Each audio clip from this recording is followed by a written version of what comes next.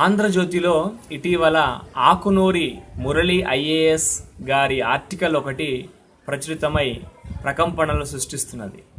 అదే ప్రైవేటు స్కూళ్లను రద్దు చేయడమే పరిష్కారం అనేటువంటి ఆర్టికల్. ఇది జూన్ 5, 2019 నాడు ప్రచురితమైంది. ఆ వ్యాసం యొక్క ముఖ్యమైనటువంటి ఉద్దేశాన్ని తెలుసుకుందాం.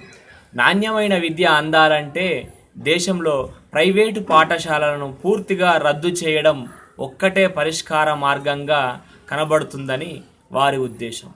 అప్పుడు ముఖ్యమంత్రుల పిల్లలు, మనుమలు, మనుమరాళ్ళు, అధికారుల పిల్లలు, వారి పిల్లలందరూ కూడా ధనవంతుల పిల్లలు, పేదవారి పిల్లలు, ఇలా ఎలాంటి భేదాలు లేకుండా అందరినీ ప్రభుత్వ బడిలో మాత్రమే చదివించాల్సినటువంటి పరిస్థితి ఏర్పడుతుంది. దాంతో బడుల పని విధానము, సౌకర్యాలు, విద్య నాణ్యత అన్నీ మెరుగుపడతాయని వారి ఉద్దేశం.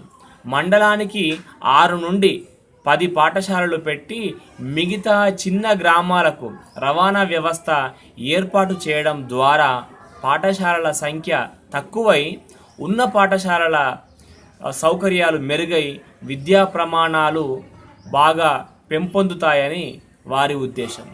భారత రాజ్యాంగంలో పేర్కొన్నట్లు ప్రభుత్వమే అందరికీ నాణ్యమైన విద్యను అందించాలి. ఏ దేశంలో అయినా పేదరికం పోయిందంటే, బాగా అభివృద్ధి జరిగిందంటే దానికి పునాది పాఠశాల విద్య, కాలేజీ విద్య మరియు విశ్వవిద్యాలయ విద్య అనేది చారిత్రాత్మక సత్యం.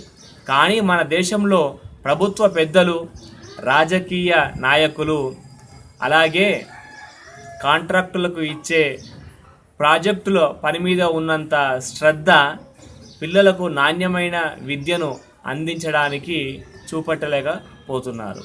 సివిల్ ఇంజనీరింగ్ ప్రాజెక్టులు, రియల్ ఎస్టేట్ లావాదేవీలు, అలాగే ఎన్నికలకు అవసరమైనటువంటి అనేకమైనటువంటి డబ్బు సమకూరుస్తాయి. కనుక సర్కారు బడుల మీద పెట్టే పెట్టుబడులు డబ్బులు రాల్చవు కదా. అందుకే రాజకీయ నాయకులకు విద్య మీద సమయం వెచ్చించడం శుద్ధ దండగా అనిపిస్తుందని వారంటారు. అయితే రాజకీయ చిత్తశుద్ధి ఉంటే అందరికీ నాణ్యమైన విద్య అందించడం మనకు అసాధ్యమేమీ కాదు అని కూడా వారు చెప్తారు.